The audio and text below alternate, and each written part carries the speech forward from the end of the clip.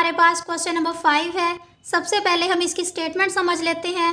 Show that the equation has equal roots if c square is equal to A square into 1 plus M square. आपने इसमें ये बताना है कि ये इक्वेशन जो आपको दी गई है ये इक्वल रूट्स रखती है जब आपके पास सी स्क्वायर की ये वैल्यू हो।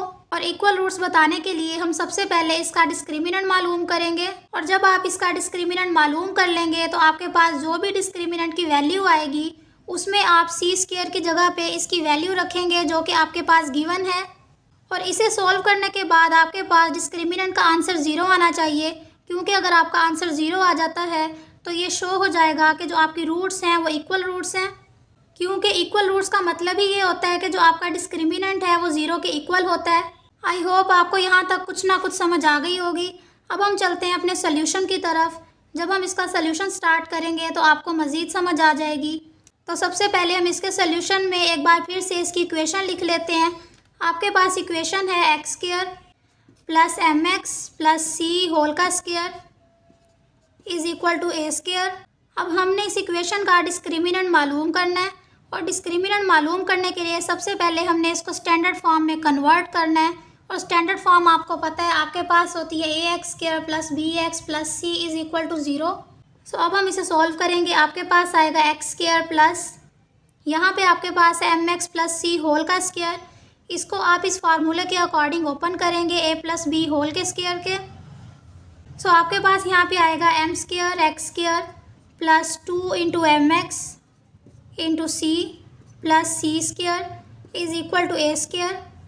देन आपके पास आ जाएगा X square plus M square plus 2mcx plus C square. A square को आप इस साइड पे ले आएंगे, आपके पास इधर आके माइनस हो जाएगा। सो यहाँ आएगा minus A square is equal to 0।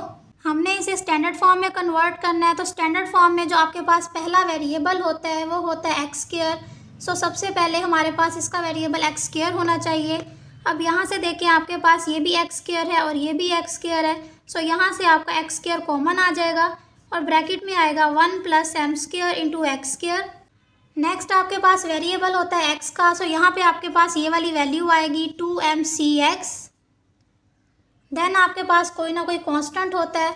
So constant आपके पास आ जाएगा C square minus A square is equal to 0। अब ये हमारे पास स्टैंडर्ड फॉर्म बन चुकी है। सो अब हम यहाँ पे यूज़ करेंगे डिस्क्रिमिनेंट का फॉर्मूला, जो कि आपके पास इक्वल होता है बी स्क्वायर माइनस 4ac के। देन आप इस इक्वेशन को इसके साथ कंपेयर करते हैं। सो ए यहाँ पे आपके पास आ जाएगा 1 plus M square. Then b आपके पास आ जाएगा 2mc। देन आपके पास कांस्टेंट आता है और कांस्टेंट आपके पास है सी स्क्वायर माइनस ए स्क्वायर। अब आप इन तमाम वैल्यूज़ को इस फार्मूले में पुट करेंगे। सो आपके पास यहाँ पे आ जाएगा discriminant is equal to b square, और बी स्क्वायर में आपके पास वैल्यू आएगी 2mc होल का स्क्वायर माइनस 4a। ए में आपके पास आएगा 1 प्लस एम स्क्वायर। देन आपके पास आ जाएगा सी, और सी आपके पास है सी स्क्वायर माइनस ए स्क्वायर। नेक्स्ट हम इसे सॉल्व करेंगे। इसका स्क्वायर लेंगे तो आपके पास आ जाएगा 4m square C square minus 4।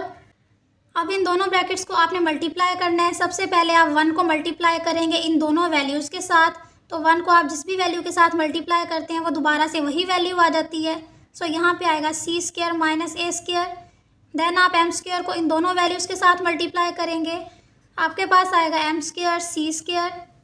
Then आपके पास आएगा plus minus minus M square A square. Next आपके पास आ जाएगा 4m square C square minus, अब 4 को आप इन तमाम वैल्यूज़ के साथ मल्टीप्लाई करवाएंगे। सो आपके पास आएगा minus 4c square minus minus plus 4a square minus plus minus 4m square C square. Then आपके पास आएगा minus minus plus 4m square A square. अब यहाँ पे 4m square C square cancel हो जाएगा minus 4m square C square के साथ। तो आपके पास इसकी रिमेनिंग वैल्यूज़ रह जाएंगी minus 4c square plus 4a square plus 4m square into A square. अब यहाँ पे आपके पास डिस्क्रिमिनेंट की वैल्यू आ गई। नेक्स्ट हम चलते हैं अपनी स्टेटमेंट की तरफ। आपके पास सी स्क्वायर की वैल्यू गिवन है और इस वैल्यू को आपने यहाँ पे पुट करना है। सो आपके पास यहाँ पे आएगा discriminant is equal to -4। C square की जगह पे आप इसकी वैल्यू रखेंगे, आपके पास आएगा A square into 1 plus M square. Then आपके पास आएगा 4a² plus 4m² into a²। Next आप -4 को इन वैल्यूज़ के साथ मल्टीप्लाई करवाएंगे। सो आपके पास यहाँ पे आ जाएगा discriminant is equal to -4a²। Then आप -4a² को मल्टीप्लाई करवाएंगे m² के साथ। सो आपके पास आएगा -4a² m²। बाकी वैल्यूज़ आपके पास एज इट इज़ आ जाएंगी। सो यहाँ आएगा +4a² प्लस 4m² a²।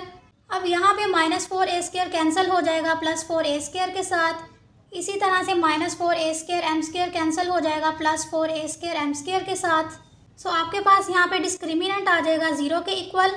सो ये शो हो गया कि ये जो इक्वेशन थी आपके पास इसकी रूट्स इक्वल हैं, क्योंकि हमारा आंसर डिस्क्रिमिनेंट का 0 के इक्वल आ चुका है। और 0 के इक्वल आने का मतलब यही होता है कि जो इक्वेशन है उसकी रूट्स इक्वल हैं।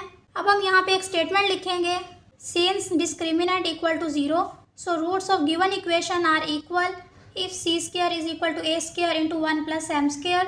जब आपने डिस्क्रिमिनेंट की वैल्यू में c² की जगह पे इसकी वैल्यू पुट की तो आपका आंसर 0 के इक्वल आया। सो ये शो हो गया कि ये जो इक्वेशन है इसकी रूट्स इक्वल हैं। सो लास्ट में आपने ये छोटी सी स्टेटमेंट लाजमी लिखनी है। आई होप आपको क्वेश्चन नंबर 5 की समझ आ गई होगी।